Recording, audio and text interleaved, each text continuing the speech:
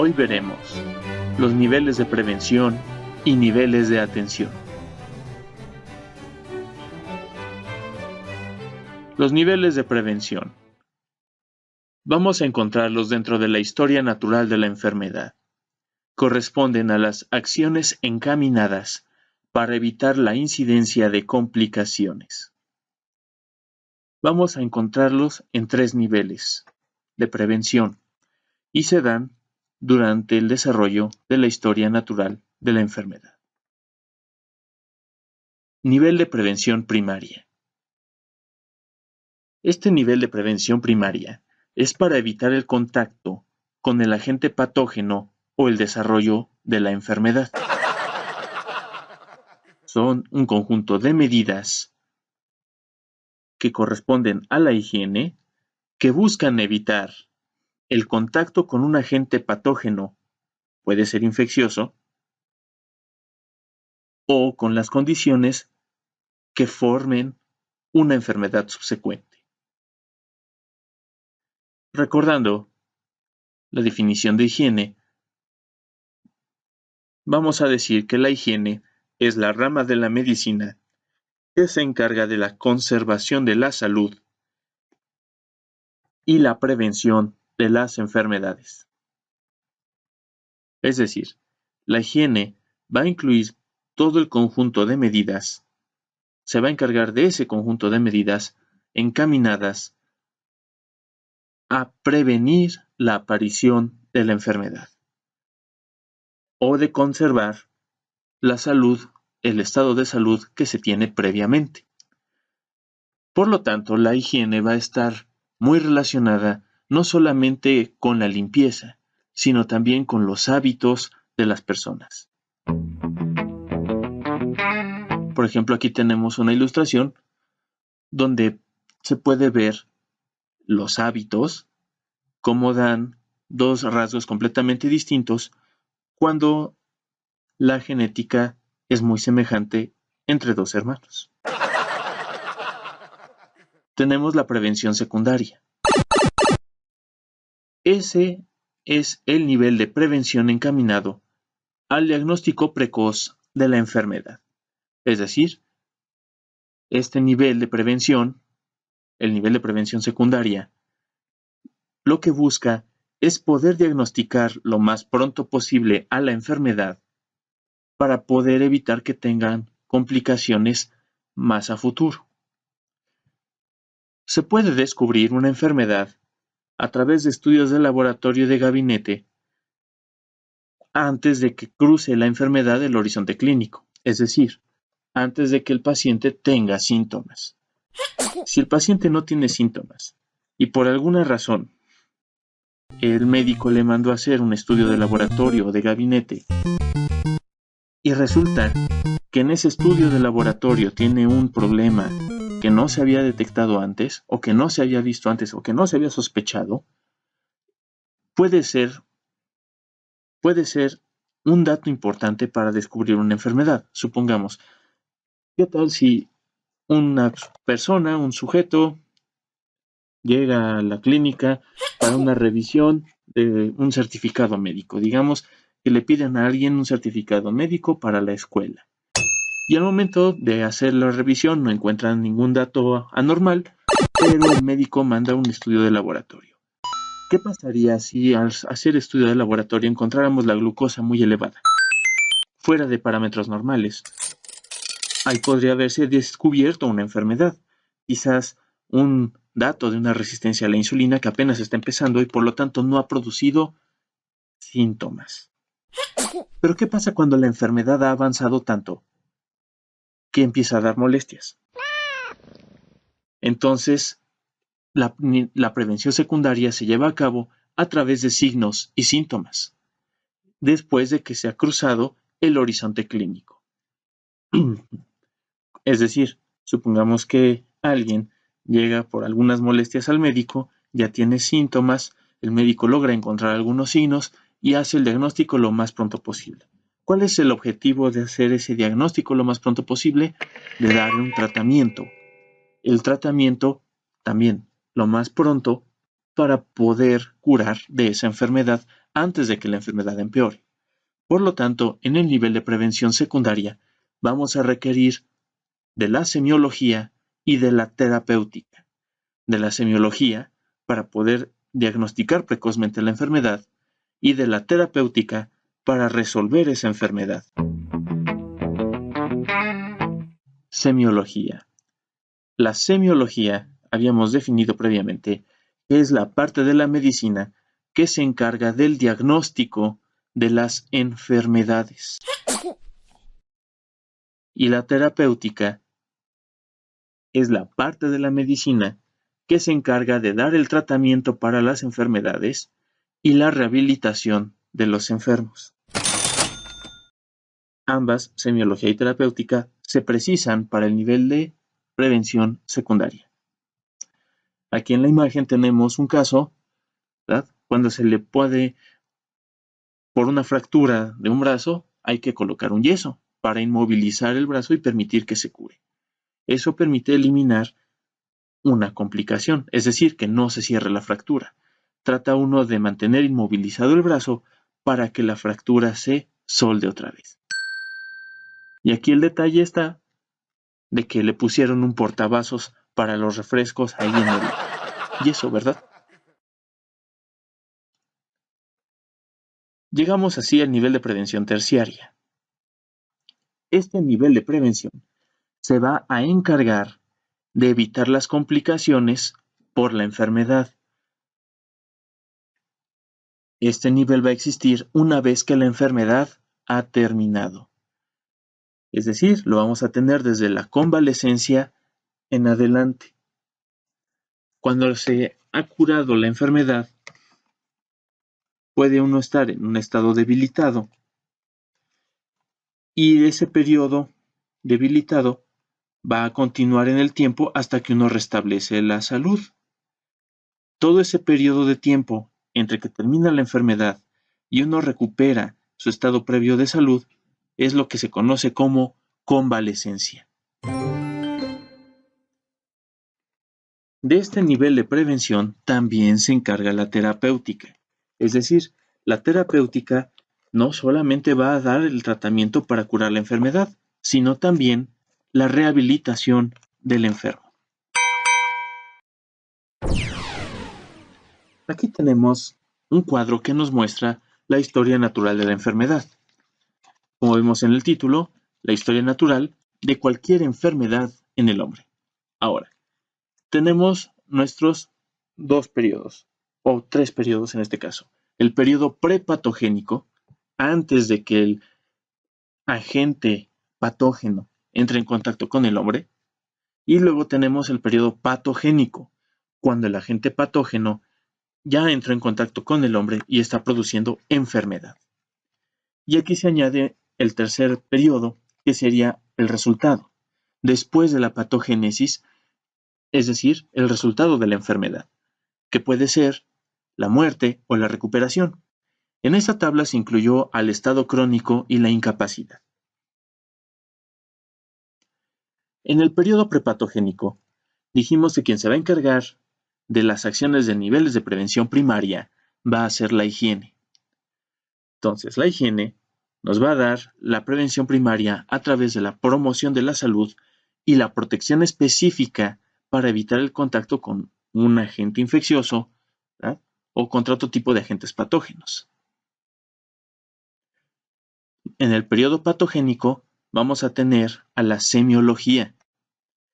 La semiología se va a encargar de tratar de tener el diagnóstico precoz de la enfermedad, ya sea antes de que se cruce el horizonte clínico, cuando tenemos una patogénesis temprana en el cuadrito, una patogénesis temprana en la que existen signos que son imperceptibles para el paciente, pero que se pueden detectar con exámenes de laboratorio o exámenes de gabinete, y que también son imperceptibles muchas de las veces para el médico. Cuando se cruza el horizonte clínico, vamos a tener molestias, y es lo que va a llamarse una enfermedad discernible tempranamente. Muchas veces son molestias muy vagas que a lo mejor el paciente puede achacar a otras cosas, mientras que para el médico puede indicar signos de una enfermedad, o más bien síntomas de una enfermedad, para poder buscar los signos correspondientes y tratar de llegar al diagnóstico lo más pronto posible. También puede ayudarse de los estudios de laboratorio y de gabinete. Cuando pasa más tiempo, esta enfermedad discernible tempranamente se convierte en una enfermedad avanzada. Ahí la enfermedad todavía no se ha diagnosticado, sigue sin tratamiento y por eso se requiere ahí de la semiología. Una vez que a la enfermedad, ya sea en la patogénesis temprana, en la enfermedad discernible tempranamente o en la enfermedad avanzada, se le da tratamiento, la enfermedad termina y pasa a la convalescencia. Entonces tenemos aquí a la prevención secundaria. Vamos a ver un diagnóstico precoz y un tratamiento oportuno. El objetivo de la prevención secundaria es la limitación del daño que está produciendo el agente patógeno, es decir, evitar complicaciones. Para esto también vamos a requerir de la terapéutica. Finalmente, después de la recuperación, vamos a necesitar, una vez que se ha terminado la enfermedad, muchas de las veces, de la rehabilitación. Y esto lo vamos a tener con la prevención terciaria que otorga la terapéutica. La terapéutica va a participar tanto en la prevención secundaria como en la prevención terciaria, en la rehabilitación. Un ejemplo de rehabilitación consiste, por ejemplo, citando el ejemplo del brazo fracturado, cuando un joven se ha fracturado el brazo, como en la imagen anterior, y su médico le pone un portavasos para los refrescos. Bueno, después de quitar el yeso, queda uno con los músculos débiles, atrofiados, de mucho tiempo que no se han movido. Y es muy difícil mover el brazo una vez que se ha quitado el yeso. Entonces el médico utiliza la rehabilitación, ¿verdad? Medidas de rehabilitación para volver a fortalecer esos músculos, dar nueva elasticidad a los tendones y recuperar la movilidad de ese brazo, del codo, por ejemplo. Ahí va a ser parte de la terapéutica. Es decir, no solamente se acaba el proceso una vez que se quita el yeso, sino que se quita el yeso y el médico va a mandar una serie de ejercicios, medidas, aplicación de fomentos de agua caliente, antiinflamatorios, puede utilizar ciertos ejercicios, estiramientos para volver a fortalecer esos grupos musculares y recuperar el movimiento del brazo.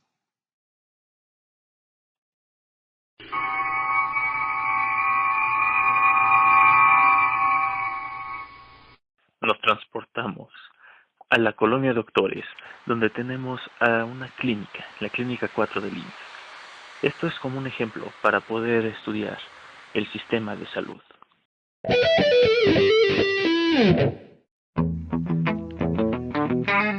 Sistema de salud. Es el conjunto de todas las actividades oficiales o no relacionadas con la prestación de servicios de salud a una población determinada.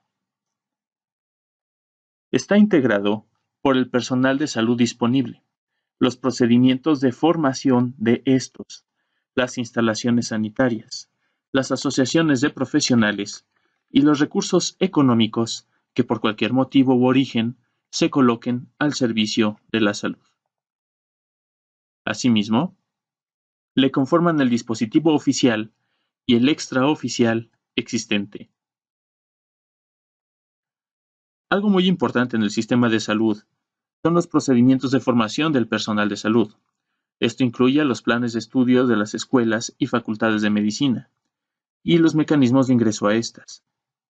De esta forma que, al disminuir los requisitos académicos de ingreso o relajar la evaluación de estas o en la educación básica y media superior que le preceden, solo se puede esperar la formación deficiente del personal de salud y una pésima calidad del sistema de salud. Entonces, al fomentar el estudio y mantener o mejorar los niveles educativos y los alcances académicos de los planes de estudio en la educación básica, media superior y superior, se podrá esperar una franca mejoría con los sistemas de salud, cuyos efectos se notarán prontamente y serán de efectividad duradera. ¿Cuál es el objetivo del sistema de salud? Ofrecer las prestaciones de salud integral que permitan elevar el nivel de vida y el bienestar de la colectividad.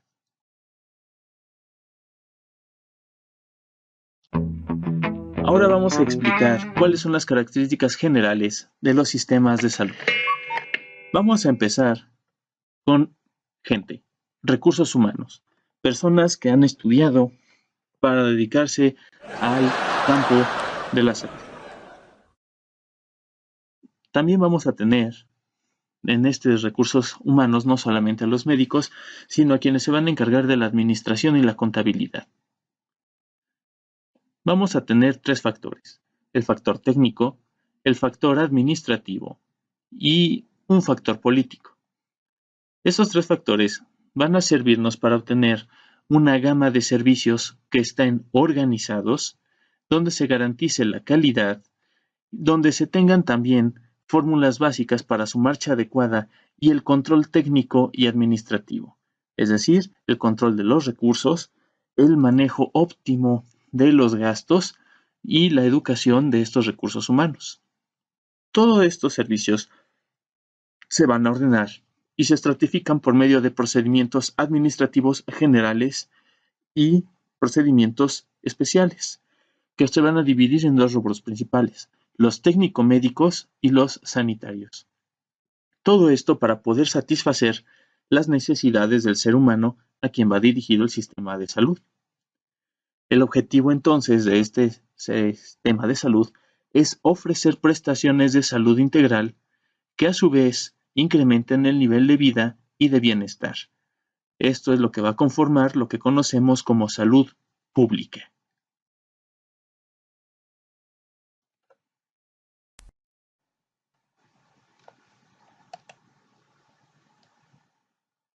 Ahora veremos los niveles de atención médica.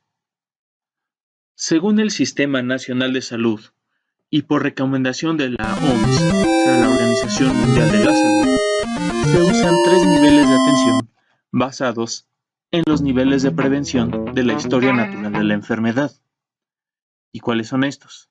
El primer nivel, el segundo nivel y el tercer nivel. El primer nivel.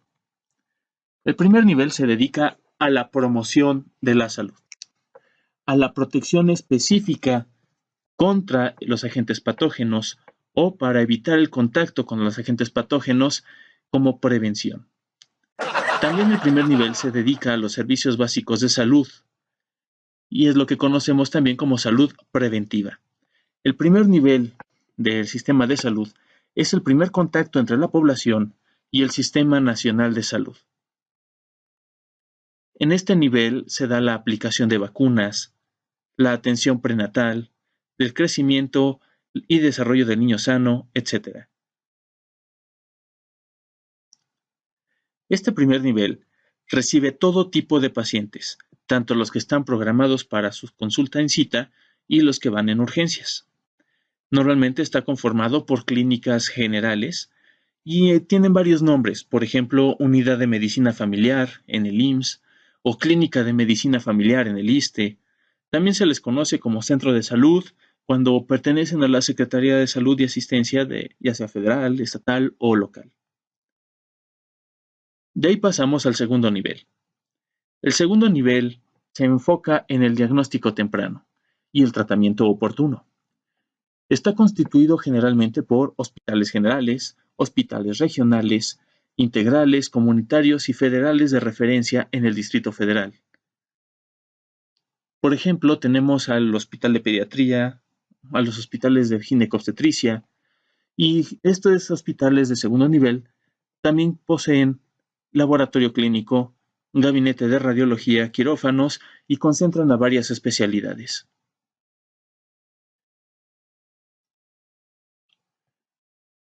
Normalmente los hospitales del segundo nivel reciben pacientes referidos por una clínica de primer nivel de atención. También tienen pacientes programados por cita, atendidos por consulta externa, y ingreso de pacientes por urgencias. Está conformado por hospitales generales, y ejemplos de estos hospitales serían el Hospital General de Zona o los hospitales generales regionales del IMSS. También se les conoce como Hospital General u Hospital Regional en el ISSSTE. También tenemos, por ejemplo, al Hospital General de México, que pertenece a la Secretaría de Salud Federal.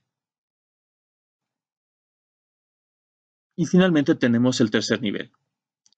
El tercer nivel recibe pacientes referidos por un hospital del segundo nivel, generalmente con enfermedades complejas de baja prevalencia, es decir, enfermedades raras, o con alto riesgo de muerte, para su atención por médicos especialistas. El tercer nivel en nuestro país está conformado por hospitales de alta especialidad y por los institutos nacionales de salud. Ejemplos de este tercer nivel tenemos al Hospital de Cardiología, al Hospital de Oncología, al Centro Médico Nacional Siglo XXI del IMSS, a la Unidad Médica de Alta Especialidad de Ortopedia y Traumatología Magdalena de las Salinas, que también es del IMSS. Dentro del ISSSTE tenemos al Centro Médico Nacional 20 de noviembre, o los institutos nacionales de salud, como sería el Instituto Nacional de Psiquiatría, el Instituto Nacional de Enfermedades Respiratorias o el Instituto Nacional de Rehabilitación, entre otros, que pertenecen al servicio de la Secretaría de Salud y Asistencia Federal.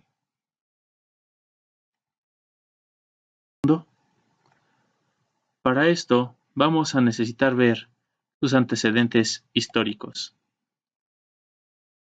Empezamos por la Orden de Malta. La Orden de Malta fue fundada en el año 1048 por la Orden de San Juan de Jerusalén. Su bandera, ahí la vemos, es una cruz blanca en fondo rojo. Los miembros de la Orden de San Juan de Jerusalén se llaman Caballeros de San Juan. El Papa Pascual II emitió una bula de aprobación el 15 de febrero del año 1113 para la Orden de Malta. Los Caballeros de San Juan atendían a los heridos y enfermos de las batallas, en las guerras, y también fundaban hospitales donde hubiera menester. Se identifican por la Cruz de Malta en el escudo que vemos en pantalla. Esta Orden de Malta es importante porque es el origen de todas las ambulancias del tercer planeta. El concepto de la ambulancia se origina con los Caballeros de San Juan, al recoger a los heridos y transportarlos a los hospitales de la orden para atenderlos o atendiéndolos en el lugar, siendo médicos quienes formaban parte de estos caballeros. La Orden de Malta también es un país, un estado muy pequeño. Aquí vemos, por ejemplo, a Fray Philippe Villiers de l'Isle-Adam, el 44º Gran Maestre de la Orden de Malta, quien toma posesión de la isla de Malta el 26 de octubre del año 1530. Actualmente, la Orden de Malta ya no usa la isla de Malta como país, pero está dividida en diferentes embajadas a lo largo del mundo y su sede central se encuentra en Italia. Podemos ver, por ejemplo, el uso de la Cruz de Malta para identificar a los sistemas de ambulancia en varios países del mundo. Por ejemplo, aquí lo tenemos en el Reino Unido. Y en nuestro país podemos ver, por ejemplo, a un colega de la Facultad de Medicina atendiendo a enfermos en una jornada de salud de la Orden de Malta.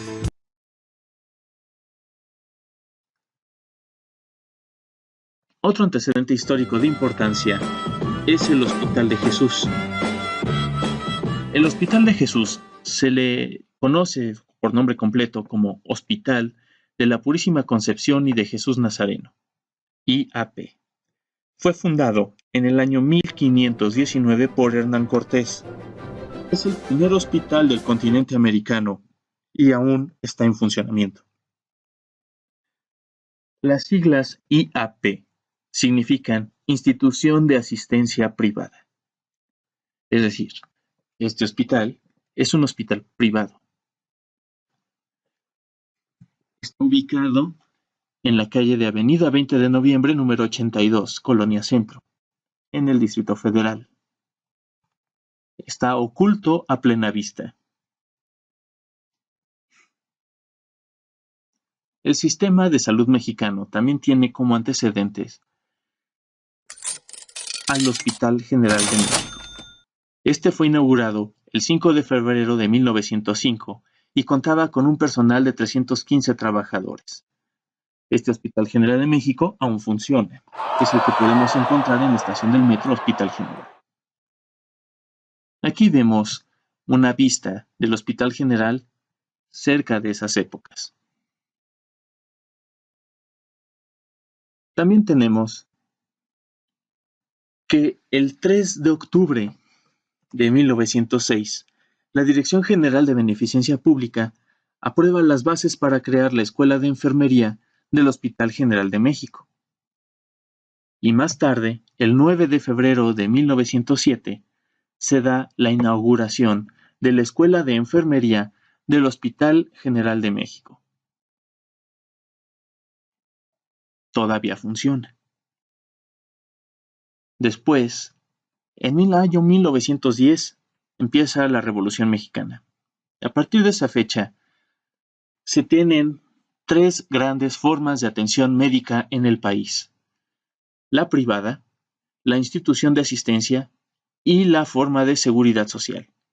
Entonces, la atención médica privada, atención médica a través de las instituciones de asistencia y la atención médica por seguridad social. A este sistema de salud mexicano se van a adherir las formas populares no oficiales de atención a la salud. ¿Qué es la asistencia social? La asistencia social deriva del sistema de beneficencia como forma de distribuir servicios a una población de recursos económicos y materiales que son limitados. Es la respuesta de carácter estatal de los sistemas de beneficencia pública que estaban formados anteriormente por la Iglesia y por organismos privados. Esto se ve en la Constitución de 1917, donde el Congreso Constituyente de 1917 escribe la necesidad de unificar la higiene nacional para regenerar la enferma raza mexicana. Esta Constitución incorpora posteriormente en los sistemas de asistencia social a la sanidad ambiental y los sistemas de prevención de la enfermedad, es decir, la higiene. En este mosaico tenemos algunos de los 14 establecimientos que tiene a su cargo la beneficencia pública del Distrito Federal, como dice el pie de foto, en los que se imparte caridad a más de 6,000 asilados. Aquí tenemos el manicomio de la cercana villa de Mixcoac.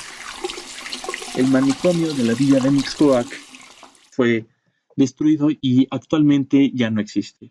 Está cerca de donde se encuentra Preparatoria 8 de la UNAM. También tenemos el Hospicio de Pobres y el Hospital General. Aquí tenemos una fotografía de un asilo de la beneficencia pública del Distrito Federal.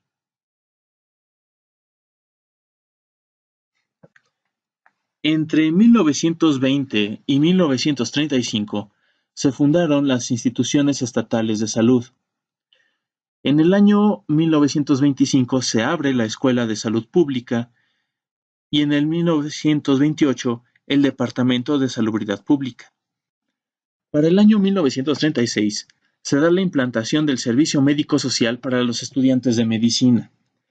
Este servicio médico social o el servicio social inició en la Facultad de Medicina de la UNAM en ese año de 1936, ¿verdad? Aquí tenemos el Departamento de Salubridad Pública del Distrito Federal en sus inicios. Este edificio se encuentra cerca de lo que ahora se conoce el Monumento a la Suavicrema, la Estela de Luz.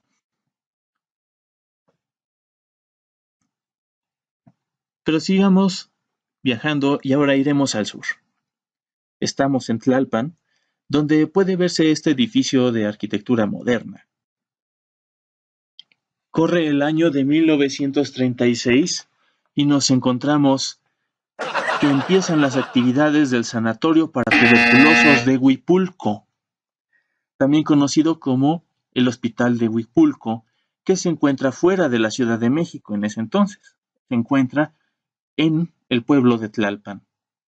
Ahora se le conoce como Instituto Nacional de Enfermedades Respiratorias, o sea, INER.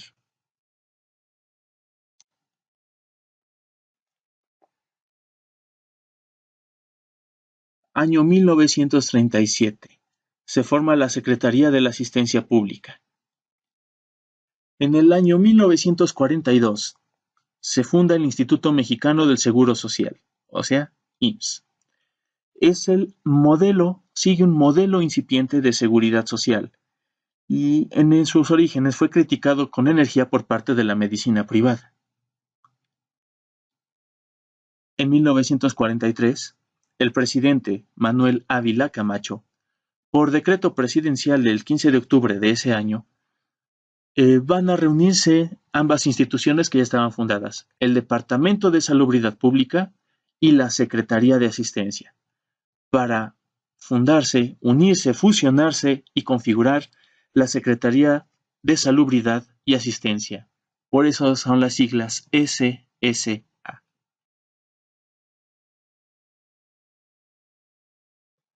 Para el año 1959 se funda el Instituto de Seguridad y Servicios Sociales para los Trabajadores del Estado, también conocido como ISSSTE, al que se encuentran afiliados todos los trabajadores que sirven en dependencias federales o en dependencias públicas.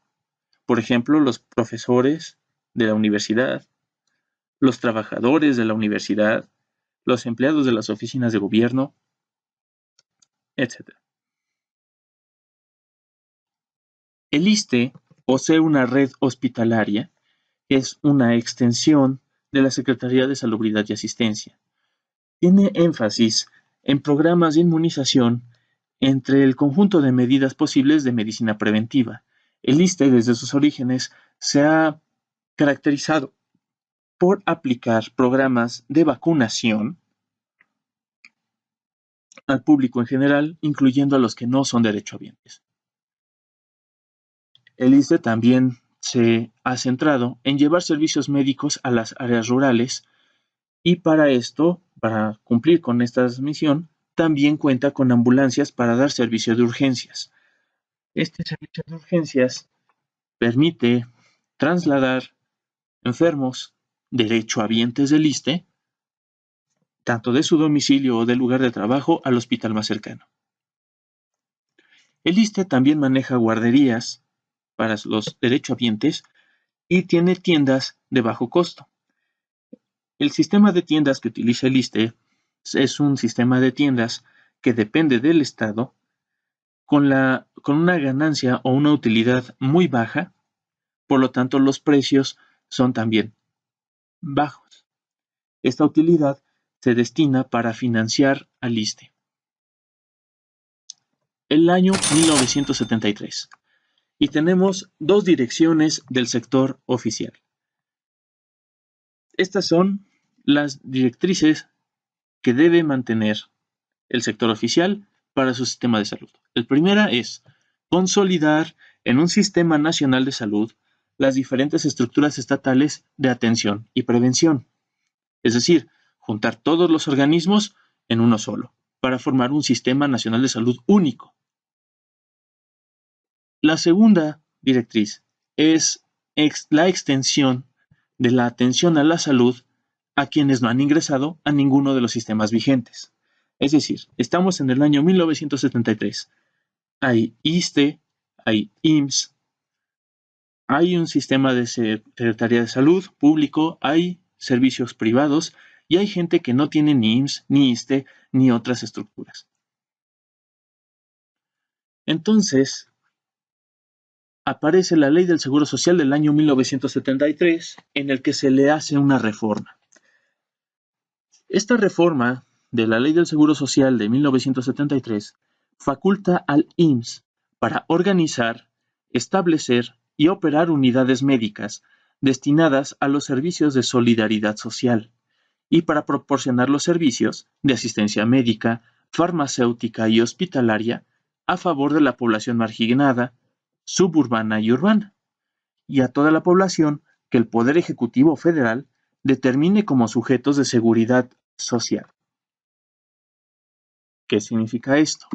Para cubrir la segunda directriz, el Seguro Social recibe una reforma que le permite abrir unidades médicas para atender a personas que no son derechohabientes, ¿verdad? Pero que, de acuerdo con el Poder Ejecutivo Federal, sean sujetos de seguridad social. Esto incluye población marginada, población suburbana y población urbana. ¿Cómo se financia? El financiamiento de estos servicios dependerá de la Federación, del IMSS y de los propios beneficiarios, quienes contribuirán por medio de trabajos personales al servicio de las comunidades que habitan. En el año 1974, inicia entonces el programa de solidaridad social de la zona ixtlera, que para 1976 se amplió a las zonas de cultivo de temporal, es decir, cultivo de maíz y cultivo de frijol. Para que sepan qué es la zona ixtlera es donde se cultiva el ixtle. El ixtle se utiliza para hacer muchas cosas. Por ejemplo, aquí tenemos un cepillo de ixtle que se utiliza para limpiar, cepillar pisos, para barrer o para hacer escobas. También tenemos que el ixtle se utiliza para hacer tejidos o telas, como para hacer tejidos en bolsas. Por ejemplo, bolsas de ixtle que se realizan. Ahora, a este sistema de consultorios rurales del IMSS se le llamó IMSS CONASUP. ¿Dónde está esta zona ixtlera? Bueno, la zona ixtlera o de cultivo de ixtle se concentra en esta zona sombreada en verde dentro del territorio nacional, marcada con numeritos, ¿verdad? Ahí tenemos los estados de Nuevo León, Coahuila, San Luis Potosí y Tamaulipas.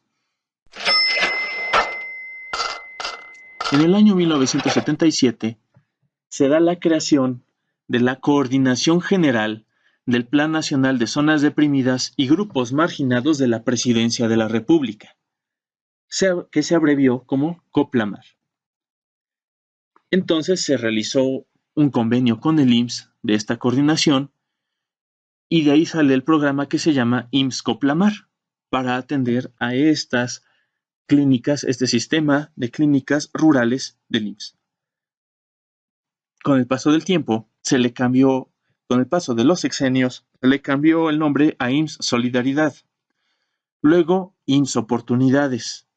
Después se le llamó IMSS Prospera y en este sexenio se le llamó IMSS Bienestar.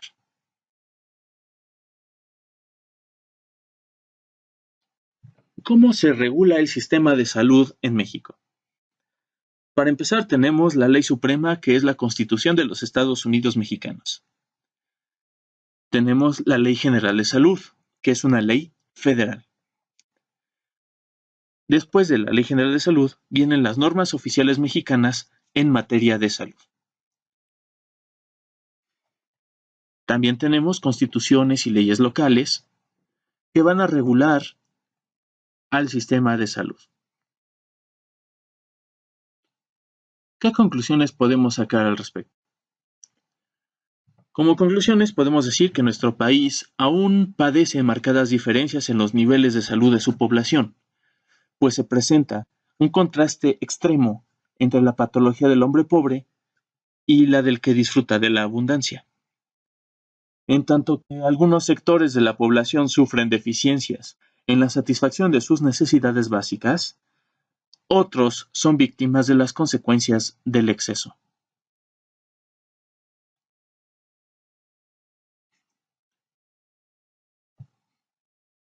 Ahora bien, a partir de aquí, con esto terminamos nuestra parte de niveles de prevención.